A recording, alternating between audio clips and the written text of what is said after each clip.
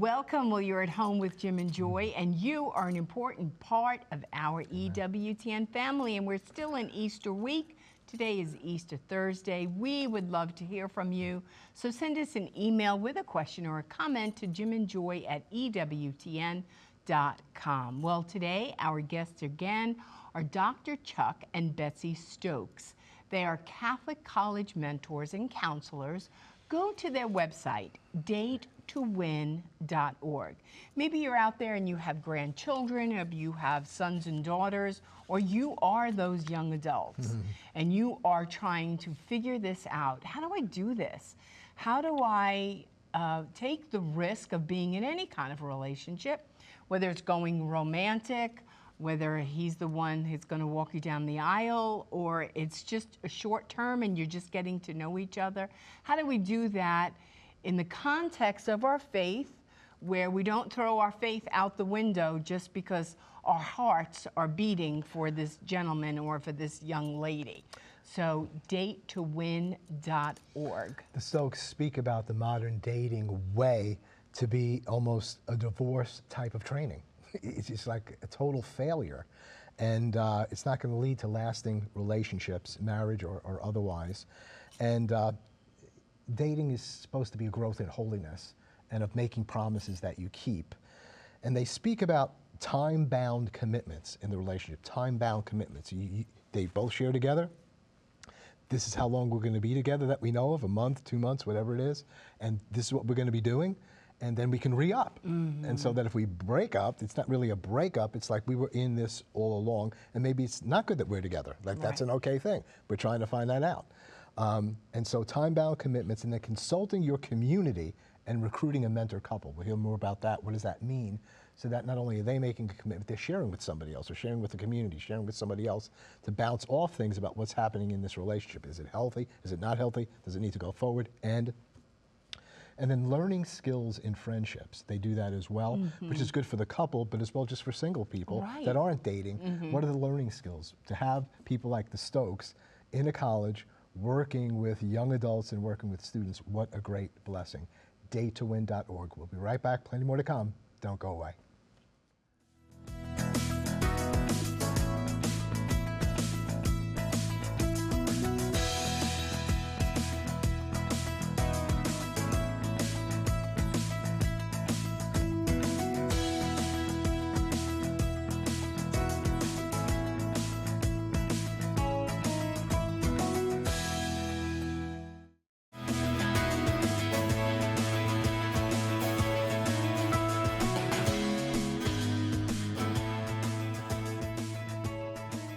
Welcome back. We're at home with Jim and Joy, and today our guests again are Dr. Chuck and Betsy Stokes. They are Catholic college mentors and counselors.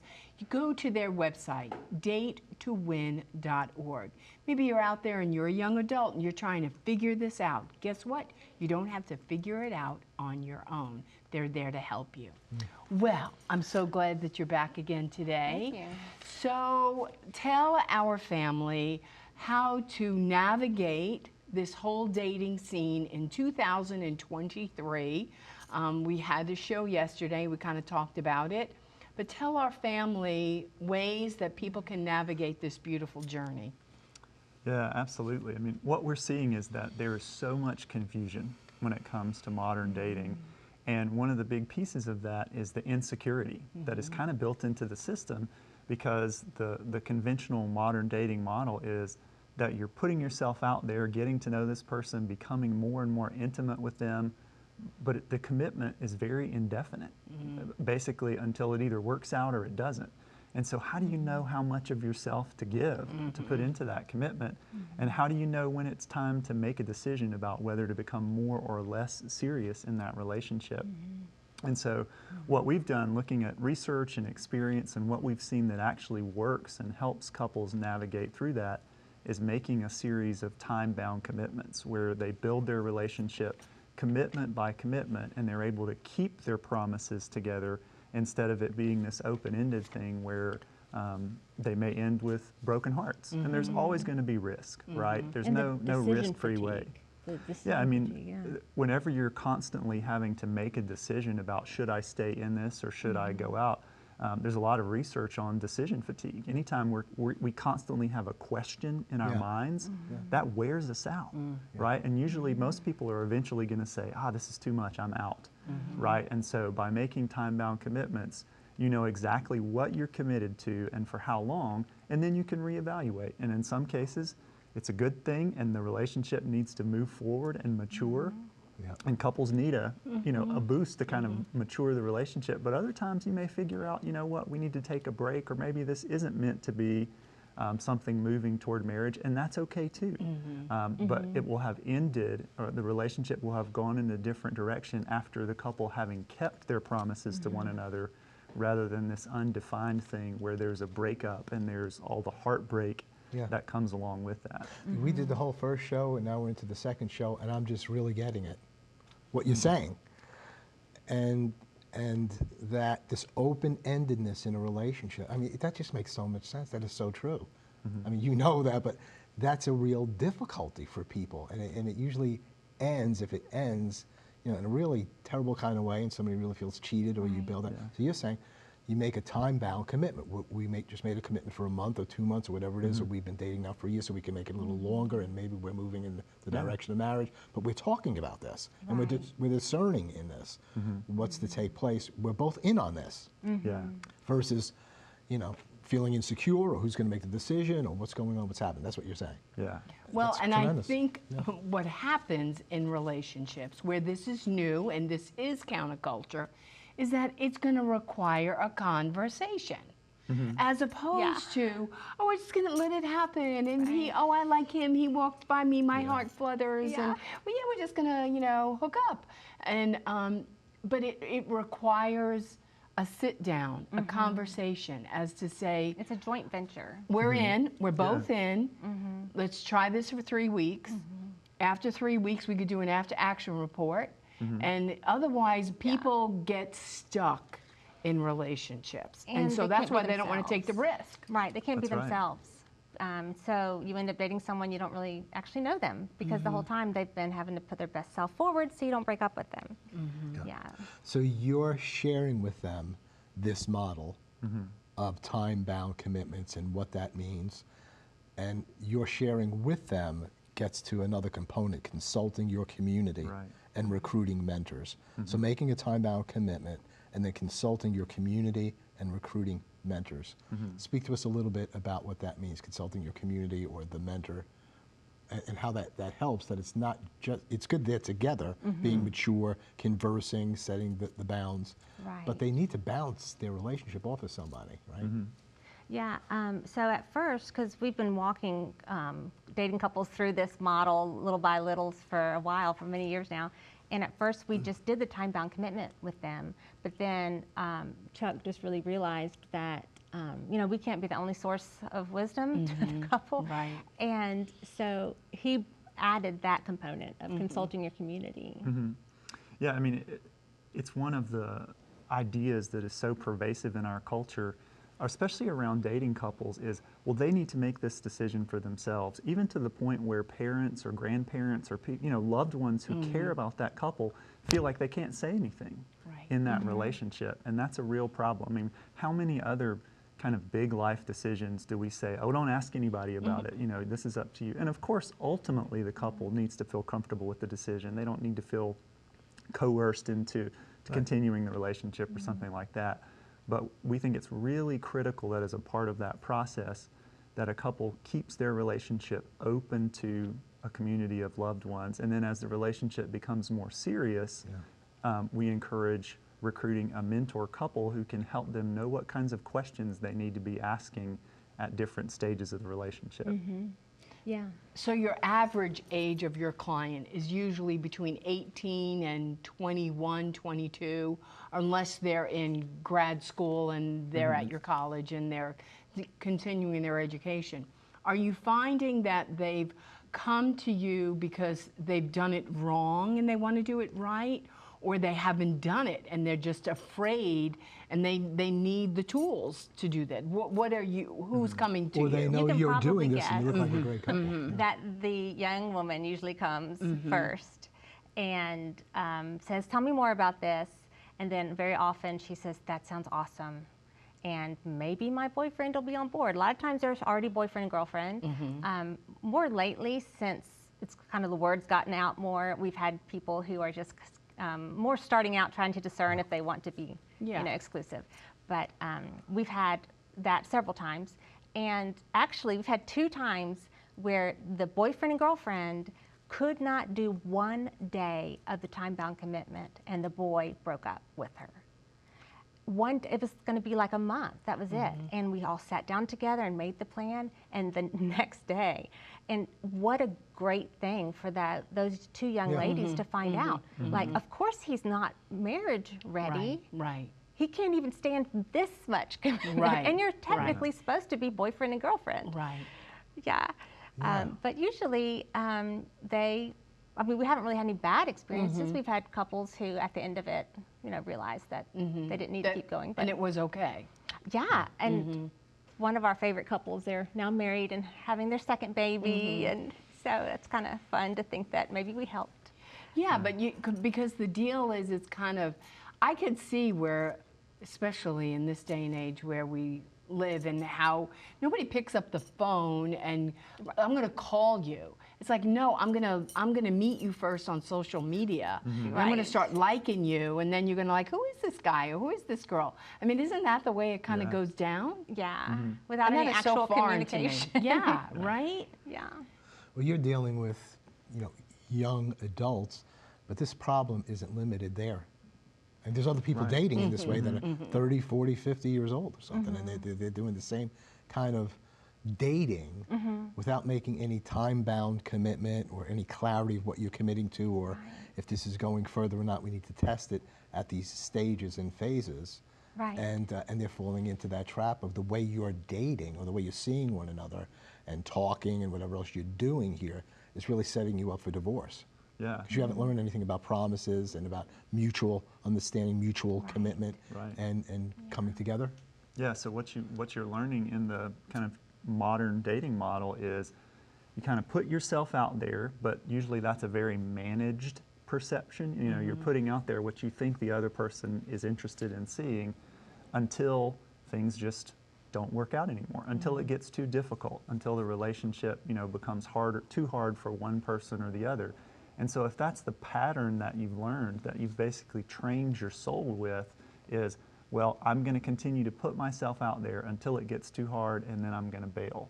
Or if I do or say the wrong things, then they're going to bail out on me. And so it creates this fear, this insecurity, these wounds. And so, especially you think about, you were talking about couples in more middle age who are dating, and of course that's happening. If they're coming with all these wounds, into that relationship, how much more important is it to have a structure? How much more important is it to have some other people in their community who love them and who can speak into that relationship? Because you can really lose perspective very easily, especially when you're coming from a lot of wounds. Yeah. The security in having a time-bound commitment instead of just kind of open-ended. That it's a step for this long. I'm in, you're in. We can evaluate this, and then we can conclude this. Yeah. If we need to, or go further. You're right, because you don't know what's coming next or what's happening, especially in this culture, society. And all of a sudden, you're dropped. You're out. Right. And there's a real sense, I think, with modern dating that things just happen to you. And that's supposedly the romantic, unpredictable way it should go. But you really you need to shape your own life. Right. You need to shape according to the virtues and your own beliefs, your dating relationship. If you just let the world happen to you, it's going to chew you up and spit you out. Right, and you have to know your true authentic self. Right. Because it's kind of like, don't let other people tell you who you are and who you're not, because then you're never true to yourself, right? Right. You're just Yeah. like you say, well, my faith is really important to me, and I am Catholic, and I don't just go to church on Sunday. I'm involved in maybe a Bible study, and I say, oh my gosh, well, you're just a little maybe too much Catholic for me, or. But don't compromise who you Right. are, because if you compromise there, you'll compromise everywhere. That's right. right. And you'll continue to objectify, with theology of the body. People should never be a means to an end, right? But modern dating is very objectifying. But with a time-bound commitment, you are both placed in it as people worthy of respect and honor, and you're serving one another. You're living up to what you said you would do, Yes. that kind of thing. Yeah. And I think that's why some of the guys will drop out right away. Yeah. Yeah. They're like, I wasn't planning on this, You need to find- yeah. Yeah, John Paul II said, and I think it was in Love and Responsibility, that the opposite of love is not hate. The opposite of love is usury. We deal with this all the time in our crisis pregnancy center because we're seeing we see about 1,000 girls a year, new cases, and they just, he said he loved me, whatever, but they're used. And then we say, can you see that you're being used? And he's not even here now, whatever. So having this time-bound commitment and principles is saying, if I'm going to continue with this guy, he's a promise keeper. Right. Right. She's a promise keeper, whether we go forward or not. And that's what you need. I say to some of these girls, if I have the opportunity to speak to them and they're in the situation now, would you like a guy to say, for better or worse, for richer or poor, in sickness and health, to love and to cherish till we're parted by death, and then have sex? She goes, I would. I said, that's called marriage. Yeah. She said, I'd like that. You We got to deserve reintroduce that. marriage. Right. It's like you can, and even though this has happened or whatever, you're gonna move forward, and this is what you should be looking for. You deserve that, like you're Right. saying. And your thing of time-bound commitments is all these little steps to developing that way, or at least honestly say, no, I conclude this, we conclude this together, and we need to get on to what the Lord would have for us in a relationship. And Right. thank you, you respected me, you made promises that you kept to me. Right. That's You beautiful. can see that track record, that develops over time after a series of time-bound commitments. And what Yep. you were saying, Joy, about identity, and our identities change over time. They're shaped, hopefully, in a direction Yeah. of holiness. But that opportunity to regularly reevaluate the relationship that the time-bound commitment structure invites, it takes account of that, especially for people who are younger and still figuring out who they are and still figuring out where they're headed. Early on in a relationship, it might appear that a couple's on a path together, but as they grow and as their calling and life develops, it may turn out they're not, and that's okay. Yeah. And you figured it out, and if you've treated one another well and kept your promises to one another, you can part ways as friends and having encouraged each other toward holiness. Right, and there's no Right, yeah. shame, Right. there's no guilt in the relationship. proud of yourself. You can be proud Yeah. of yourself. We literally were just talking. We were just kind of figuring this out. And he was not the guy for me, but he's a really great guy. Right. And he might be somebody for your girlfriend. Right. Or, you know what I mean? But that's the beauty of the healthiness of it. It is. And when you say it is counterculture, it is counterculture. It is. Because, the whole world is just screaming, whatever my body wants, I'm going to do, right? Right. Well, I hope Yeah, that yeah. our family is really listening. I'm listening, and because you can help our young people and when they're in a relationship. You'd say it in the right way, Well, he seems nice, everything. Where do you think this is going, or how long will you be committed to this? And I don't know how long I'll be committed. But I heard something about date to win, Right. and they're saying like in these relationships, it's really important to set up like, how long you expect this to go. Let's make a commitment for a month or 3 weeks, and we can, re-up to see how we're doing in this instead of just having this. We need to be able to articulate this. Or people Yeah. that are working with, high school groups or college groups need to say, hey, Right. haven't you seen disaster in relationships? Or maybe, yeah, it's really, just falling out all over the place. Here's some principles that could really work. Datetowin.org, datetowin.org. I want to bring up another component to Date to Win, but it goes beyond Date to Win, from what I'm understanding. Because you do a lot of work with people that may not be dating yet. And it's learning skills for strong friendship, or for a strong friendship. right. Okay? So why don't you share about that, how that fits in with Date to Win, or beyond Date to Win, what you're doing on the campus with this whole thing of learning skills for a strong friendship. Right. So we do a lot of mentoring. Chuck will mentor groups of guys, and I'll mentor groups of young women. And then sometimes one-on-one, if there's someone who just really wants that. But we do a lot of teaching some of the skills that we learned because we got certified as marriage mentors and relationship facilitators back in Texas at a center there. And we teach skills. And that alone is revolutionary to so many people because you think, well, I'm just a loving person and I love my best friend, and so we're good. But then what if your best friend has a tragedy in her life? And she's really sad and she needs you, do you have the skills to comfort her? You know, you can love her to death, but still accidentally minimize her pain or make it all about you. You know, there's these things we call the 6 connection killers. Or you can maybe over-spiritualize and make her feel guilty. But there is a skill, learning how to comfort. Right. Let's pause at this point because I'm time bound. I got to go to the next segment. We're going to hold you over again. You'll have a few more minutes to speak about this or anything else you want to share. So go to datetowin.org. That's datetowin.org to understand the concepts of what they're sharing. Maybe you want this couple to come out to your community and share about dating to win, something that's healthy and responsible and a holy way, promises being made, being able to keep them for a certain period of time, and deciding whether this relationship should go on or not. Sounds kind of normal and healthy, doesn't it? datetowin.org. We'll be right back.